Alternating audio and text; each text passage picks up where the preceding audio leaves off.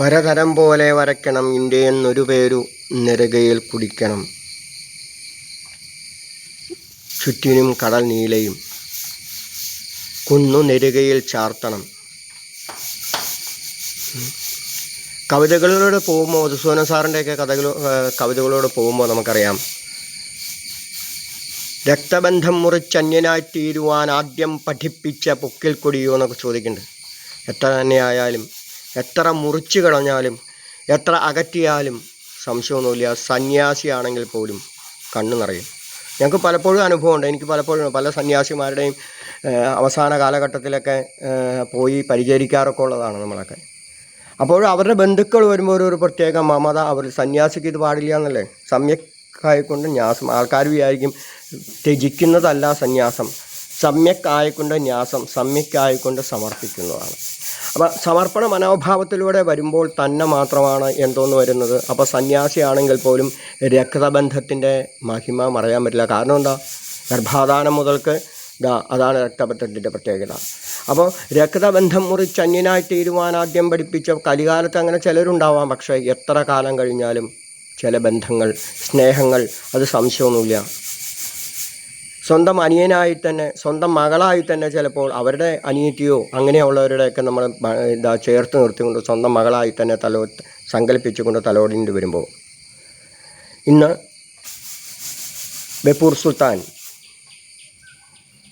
ഞങ്ങളുടെ നാടകങ്ങളിൽ പലപ്പോഴും വിഷയമായ ഒന്നാണ് അദ്ദേഹത്തിൻ്റെ നോവലുകൾ. ധാരാളം നോവലുകൾ രാവിലത്ത് പഠിച്ചപ്പോഴും അങ്ങനെ പല സ്ഥലത്ത് വെച്ച്, തിരുവനന്തപുരത്ത് കോളേജിൽ പഠിച്ചപ്പോഴും സംസ് കോളേജിൽ പഠിച്ചപ്പോഴും EEDന് പഠിച്ചപ്പോഴും MA പഠിപ്പിച്ചപ്പോഴൊക്കെ ബഷീർ സാറിൻ്റെ കൃതികൾ വളരെയേറെ ചർച്ച ചെയ്യപ്പെട്ടതാണ് ഞങ്ങളുടെയൊക്കെ നാടകങ്ങളിൽ. അപ്പോൾ ഭൂമിയുടെ അവകാശികൾ ആരാണ് എന്ന് ചോദിച്ചാൽ നമ്മളല്ല. കാരണം നമ്മളെക്കാട്ടിലും മുമ്പ് പുറ്റായിട്ടും അതായിട്ടും ഇതായിട്ടും ഒക്കെ ആവാസ വ്യവസ്ഥകളെ സംരക്ഷിച്ചു കൊണ്ടിരുന്നതായ ഒരു സമൂഹത്തെ അതിനെ വെല്ലുവിളിക്കുമ്പോൾ ഓർക്കുക, ഇപ്പോഴും ഭൂമിയുടെ അവകാശികൾ നമ്മളല്ല. പാത്തുമ്മയുടെ ആടിലേക്ക് പോകുമ്പോൾ എന്താണ്, സാധാരണ ജീവികളെ, അതായത് സാധാരണ ഒരു ആടിനെ പോലും എന്തുകൊണ്ട് സ്നേഹിക്കാൻ പഠിപ്പിച്ചതായ ബഷീർ സാറ്. അപ്പോൾ തെക്കൻ ജില്ലകളിലേക്ക് പോയാൽ ധാരാളം പേരുണ്ടെന്ന് പറഞ്ഞു, ധാരാളം സാഹിത്യകാരന്മാരുണ്ടായിട്ടുണ്ട്. കവിത ആയാലും ആരായാലും എന്തായാലും ഒക്കെ പോകുമ്പോൾ ചെങ്ങമ്പുഴ കവിത പാടുന്ന ലളിതമായി, വയലാറ് പാടുന്ന സംഗീത സാന്ദ്രമായി, ഇക്കോകിലങ്ങളുടെ നാദം നിലപ്പിച്ച മദ്യമേ നിന്നെ ഞാൻ വെടിയുന്നു എന്ന് മൺമറഞ്ഞുപോയ പ്രശാന്ത്, വളരെ അടുത്ത കൂട്ടുകാരനായ വെള്ളായണി, വെള്ളായണി എന്ന് വിളിക്കുന്ന അദ്ദേഹത്തിൻ്റെ വലിയ കഥകളി കലാകാരൻ്റെ പുത്രൻ. അപ്പോൾ നമുക്കും അറിയാം, സാഹിതി എന്ന് പറയുന്നത് മൂകാംബിക ദേവിയുടെ അനുഗ്രഹം, അല്ലെങ്കിൽ ഒറ്റ ചൈതന്യമായ, എവിടെയാണോ എങ്ങോട്ടാണോ ഒറ്റ ചൈതന്യമായിക്കൊണ്ട് അവിടെ മറവച്ചുകൊണ്ടിരിക്കുന്നതായ ഏത് പാപത്തെയും സ്വീകരിക്കുന്നതായ ഒരു കല്ലിനെ മുസ്ലിം സഹോദരന്മാർ പ്രാർത്ഥിക്കുന്നുണ്ടെങ്കിൽ നമുക്കറിയാം കലാകാരന്മാരായ സാഹിത്യങ്ങളുണ്ട്. അപ്പോൾ സാഹിത്യങ്ങളിലൂടെ പോകുമ്പോൾ ഇനി മലയാറ്റൂർ രാമകൃഷ്ണൻ അടക്കം അങ്ങനെയുള്ളതായ ഹിന്ദു സമൂഹങ്ങളടക്കം, അതുപോലെ തന്നെ മലയാറ്റൂരൊക്കെ പോയെന്ന് പറയും മുത്തപ്പ എന്ന് വിളിക്കുന്നതായ ഒന്ന്. അപ്പോൾ അവിടെയും സൃഷ്ടിക്കപ്പെടുന്നത് എന്തിൽ നിന്നാണ്? ഒറ്റ ചൈതന്യത്തിൽ നിന്നാണ്. എവിടുന്നാണ് തുയർക്കം? തലപ്പുഞ്ഞ മഹാദേവൻ്റെ കയ്യിൽ നിന്നാണ് തുടക്കം. അയ്യൂണറിലേക്ക് ഏവം കയ്യോച്ച് ഹയവരട്ടന ജമഞ്ഞ ഗടപരിച്ച് ജപകടതച്ച് കവച്ചടത കടച്ച തടവ് എന്നൊക്കെ പറയുന്നുകൊണ്ടുള്ള അക്ഷര സമാനായത്തിൽ നിന്ന്, ആ ഡക്കയിൽ നിന്നുണ്ടായതായ അക്ഷര സമാനായത്തിൽ നിന്നാണ് എല്ലാം ഉണ്ടായത്. അക്ഷരാണാം അകാരോസ്മി. ഭാഗവത പുരാണങ്ങൾ തുടങ്ങുന്നത് ഇതിലും പലപ്പോഴും അധസർവഗുണോ വേദകാല പ്രഭശോധന കൃഷ്ണാവതാരത്തിന് തന്നെ പറയുന്നതാണ്. അതിന് കാളിദാസ കൃതികളിലേക്ക് പോകുമ്പോൾ കാളിദാസൻ്റെ കലാകൃതിയും വളരെ സിമ്പിളായിട്ട് തന്നെയാണ് പറയുന്നത്. അപ്പോൾ കശ്യത് കാന്ത വിരഹ ഗുരുണാസ്വാധികാരാത് പ്രമത്ത എന്ന് പറയുന്നത് ഒരു വിരഹത്തിൻ്റെ ഒരു ഇത് മേഘ സന്ദേശത്തിലൂടെ. ഇപ്പോൾ മേഘം നിറഞ്ഞു നിൽക്കുന്നതുകൊണ്ടാണ് മേഘത്തെ ഓർത്തത്. ഒരു മേഘത്തെ കണ്ടപ്പോൾ നമുക്ക് എന്ത് തോന്നുന്നു? മേഘത്തെ കണ്ടപ്പോൾ ഒരു നൊസ്റ്റാൾജിയും തോന്നില്ല. അതിൻ്റെ ഇടയിൽ കൂടെ ഒരു സൂപ്പർ ഫ്ലൈറ്റ് പോകുന്നു, എന്ത് ഭംഗിയാണെന്ന് പറയും. പക്ഷെ ആ മേഘത്തിൽ നമുക്ക് സാഹിത്യത്തെ കാണാൻ സാധിക്കുന്നില്ല. ഒരു മേഘത്തെ കാണുമ്പോൾ ആ മേഘത്തെ ഒരു ആനയായിട്ടോ അല്ലെങ്കിൽ ഒരു മയിലായിട്ടോ അല്ലെങ്കിൽ ഒരു നൊസ്റ്റാൾജിയായിട്ടോ കാണുമ്പോൾ അതിനൊരു സന്ദേശം അയക്കണമെങ്കിൽ സംശയമൊന്നുമില്ല, ഭഗവതിയുടെ അനുഗ്രഹം തന്നെ വേണം.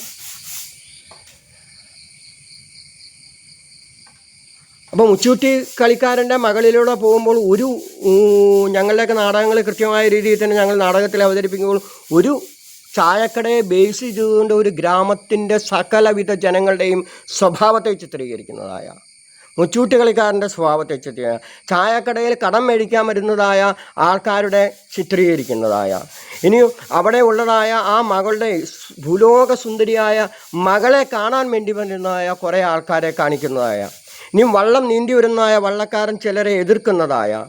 അപ്പോൾ ഒരു കടയെ ബേസ് ചെയ്ത് അല്ലെങ്കിൽ ഒന്നിനെ ബേസ് ചെയ്ത് ഒരു മകളെ ബേസ് ചെയ്ത് സകല വികാരങ്ങളും അവതരിപ്പിക്കാൻ സാധിച്ചിട്ടുണ്ടെങ്കിൽ സംശയമൊന്നുമില്ല, ബഷീർ സാറ് വിജയിക്കുന്നു എന്നർത്ഥം.